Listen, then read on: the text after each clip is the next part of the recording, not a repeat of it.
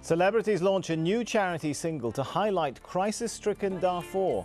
Precious publicity for a vital cause, or a fashionable passion for the chattering classes? This is Inside Story.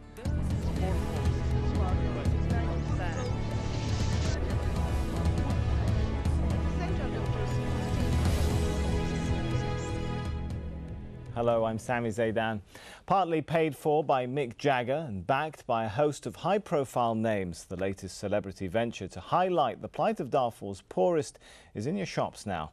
The record's launch came as thousands took to the streets in protests around the world, organised by groups like Human Rights Watch and Amnesty International.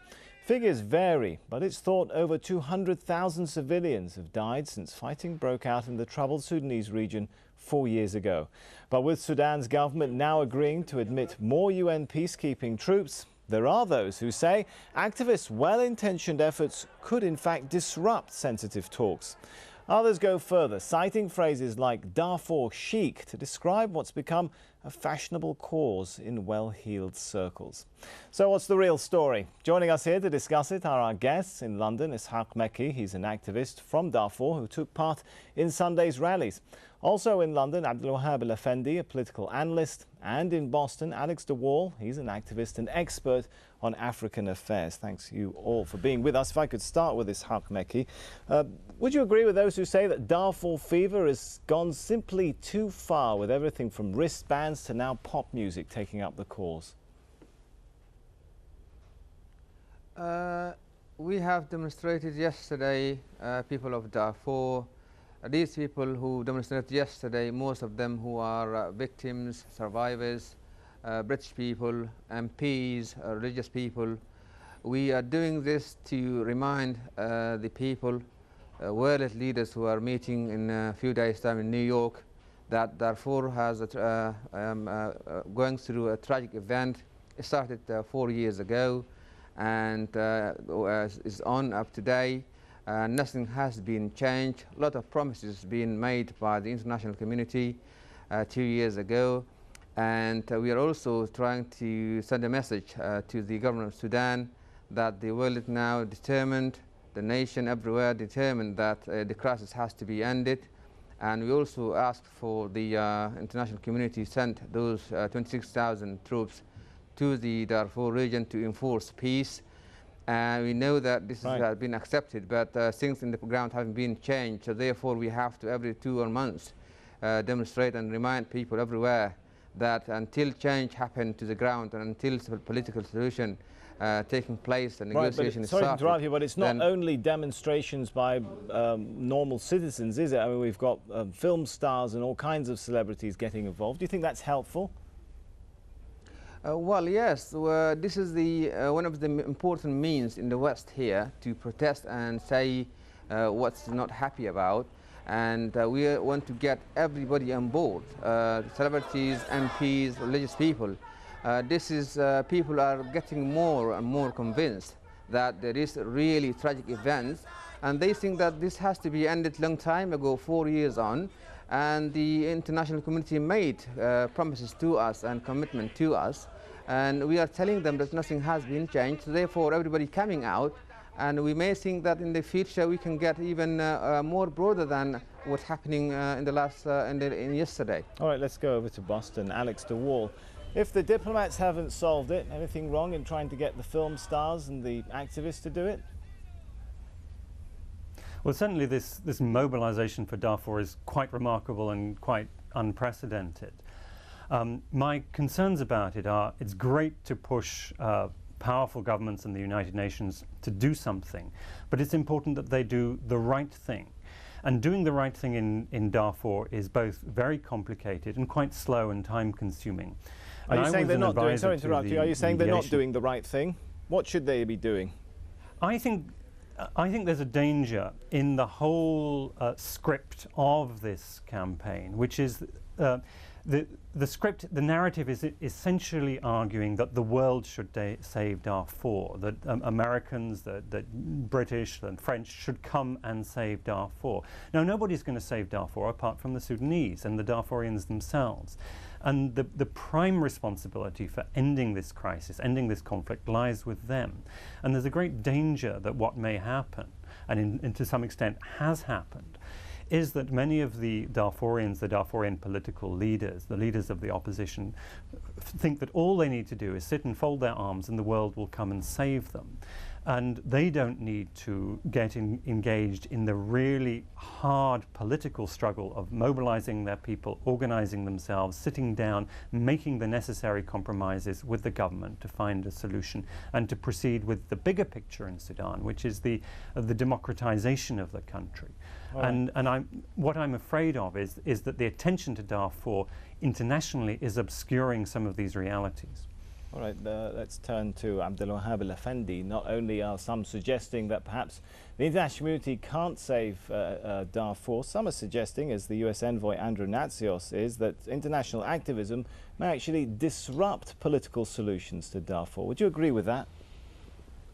Well, I think there is a sense that it might. Let's just first of all, I think, agree that there is a tragedy in Darfur, a very big tragedy. The question has always been, why had this tragedy, for example, elicited the kind of attention you said, in contrast to other no less bigger tragedies like the Congo, and before that even in Sudan itself, the civil war in the south, which according to the same calculations, 2 million people died and about 4 million were displaced, which is far larger numbers. Or before that, Rwanda, for example. But I think that there's 2 or 3 factors here. One is the media, I think. The main thing is that the media, this crisis erupted in the summer during the silly season of 2004. The media went for broke for that crisis, and this has created a cumulative effect, because with the media there, they have to report, and when they report, other media has to report about it, and so on. The second is that the government in Sudan lends itself very easily to the picture of the villain. For example, even during the Iraq crisis, if you go to the British Parliament, you hear people speaking against, for example, or for Iraq. But there has never been some people, it has been very difficult to find someone to speak for the Sudanese government. And third, I think there's a cumulative effort, cumulative feelings since Rwanda, and before that Kosovo, Bosnia, Congo, that there's something in the NGO community and the international community that crises like this should be stopped. So all this cumulative effort has created this specific Darfur, what you call Darfur chic. Right, let's take a little closer look at some of those media campaigns. Film star George Clooney is just one celebrity campaigning hard for an end to the conflict in Darfur. He's one very public face associated with the Save Darfur Coalition, a US-based alliance of religious and humanitarian groups. Here's what he said in recent publicity. But right now we're standing here on the border of Chad and Darfur. A lot of bad things are happening over here right now. My father and I thought we'd come over and take a look for ourselves. We found a village called Jacques with over 1,000 displaced families. This isn't a refugee camp. There are no tents to shelter them. Most just sleep under trees. No food, no water. You know, my father and I going to Darfur brought a lot of attention because, unfortunately, you know, I'm famous. We'll take it whatever way we can do it, but that's the simple truth. My dad was an anchorman and used to do big stories and couldn't get them on the network news because they weren't sexy enough. And I said to him, well, if you had Elizabeth Taylor with you, would you have gotten on the, and he goes, yeah. I said, okay, well, you be the reporter and cover the stories and I'll be Elizabeth Taylor. Let's go.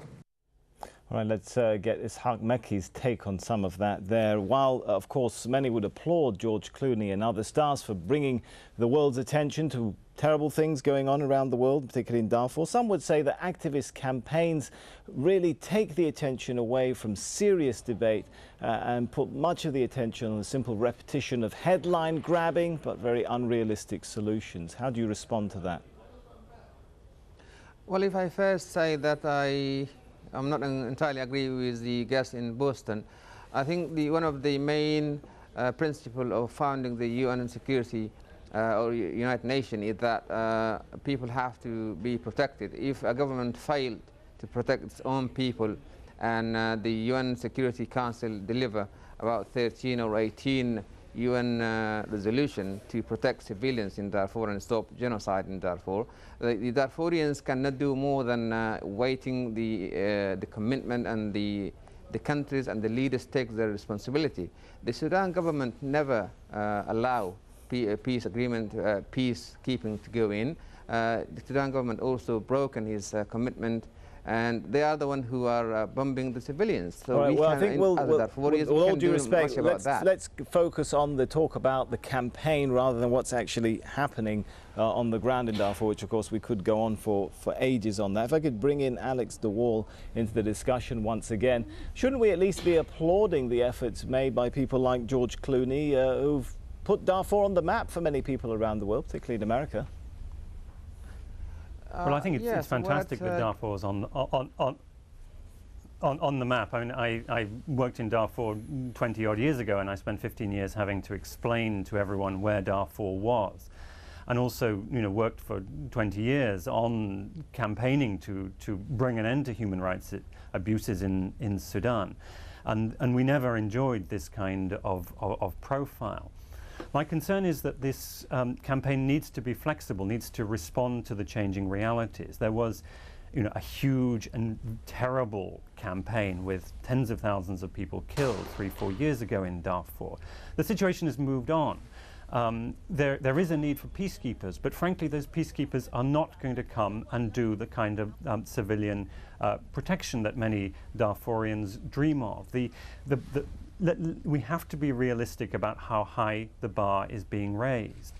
And I was part of the African Union mediation team in Abuja, which produced a peace agreement which didn't work. And there were many, many problems with that peace agreement. But one of the problems was not of our making, which was the anticipation among some of the Darfur rebels that the world would come in and save them and protect them, and they would only sign a peace agreement if they had the sort of guarantees that were provided to Bosnia or Kosovo. And frankly, that was never going to happen. And as a result, a peace agreement was thrown away.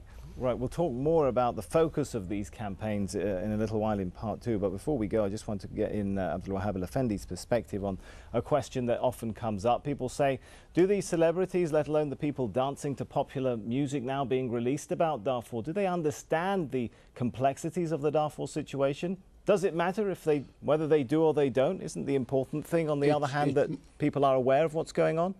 It matters quite a lot, I think, as Alex has rightly pointed out. If you understand this as a black and white villain and victim category, then you will think that, as Alex said, there's a simple solution. You put the troops in, the solution is there. Right. But the problem is complex. There are a number of factions. It's a Darfur problem. So there are two Darfurs, not one Darfur. There's one Darfur which is doing the killing, or at least accused of doing the killing, and one Darfur which is the victim. So which Darfur are we talking about? Right, so you're saying basically campaigns are selling a false solution. We've got plenty more to come when we resume. We'll talk more about the campaigns for Darfur and ask, is it purely humanitarian or tinged with politics? Stay with us.